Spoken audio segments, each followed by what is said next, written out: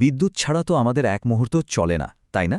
কিন্তু কখনো কি ভেবে দেখেছি এই যে সুইচ টিপলেই আলো জ্বলে উঠছে, এই বিদ্যুৎটা শত শত মাইল দূর থেকে আমাদের ঘরে আসছে কি করে? চলুন আজ এই যাত্রার পেছনের আসল হিরো মানে ট্রান্সফর্মার পরিবারের সাথে একটু আলাপ করা যাক। মানে পাওয়ার স্টেশন থেকে আমাদের বাড়ির ছোট্ট একটা সুইচবোর্ড পর্যন্ত বিদ্যুতের এই লম্বা জার্নির রহস্যটা আসলে কি? এর পেছনেই আছে একটা অসাধারণ যন্ত্রের কারসাজি। আর এই হলো আমাদের আজকের গল্পের সেই প্রধান চরিত্র। চলুন ওর মুখ থেকেই ওর পরিচয়টা শুনি। হ্যাঁ, ও একটা ট্রান্সফর্মার, আর বিদ্যুতের প্রবাহটা ঠিক কেমন হবে তা কিন্তু ওর ডিজাইনের উপরই নির্ভর করে। ওর মূল কাজটা হলো পাওয়ার বা বিদ্যুতের ফ্লোকে কন্ট্রোল করা। মানে বিশাল বিশাল পাওয়ার গ্রিড থেকে শুরু করে একদম ছোট সাবস্টেশন পর্যন্ত সব জায়গাতেই কিন্তু এর দেখা মিলবে। বলা যায় এরাই বিদ্যুতের ট্রাফিক পুলিশ।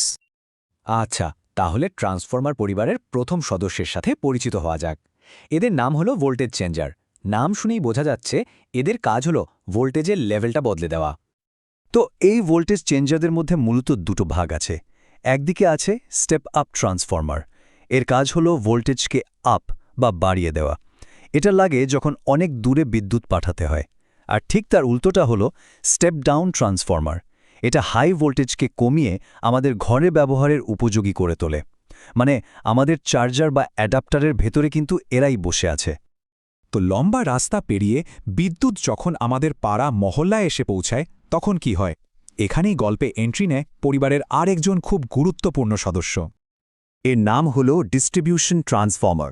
এর কাজটা হল আমাদের ব্যবহারের জন্য বিদ্যুৎকে একদম ফাইনাল টাচ দিয়ে ডেলিভারি করা। দেখুন, এর প্রধান কাজটাই হলো ট্রান্সমিশন লাইন থেকে আসা অমচম হাই ভোল্টেজকে আমাদের বাড়ির জন্য সেফ আর ব্যবহারযোগ্য লো ভোল্টেজে কনভার্ট করা। রাস্তার ধারের ইলেকট্রিক পোলে বা বড় বড় হাউজিং সোসাইটির পাশে যে একটা গুঞ্জনরত বক্স দেখা যায়, ওটাই কিন্তু এই ডিস্ট্রিবিউশন ট্রান্সফর্মার।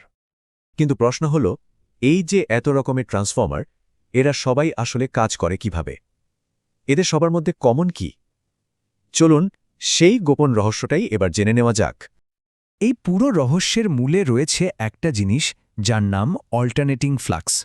সহজ করে বললে এটা হলো ট্রান্সফরমারের ভেতরে তৈরি হওয়া একটা ম্যাগনেটিক ফিল্ড বা চৌম্বক ক্ষেত্র, যেটা কিন্তু স্থির নয়, ক্রমাগত বদলাতে থাকে। ব্যাপারটা কিন্তু দারুণ ইন্টারেস্টিং। দেখুন, প্রথমে কোরের মধ্যে এই অল্টারনেটিং ফ্লাক্সটা তৈরি হয়। আর আসল ম্যাজিকটা এখানেই।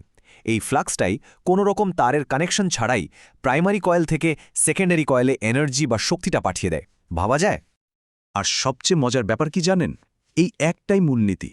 পরিবারের প্রত্যেকটা সদস্য, মানে সব ধরনের ট্রান্সফর্মারই ব্যবহার করে।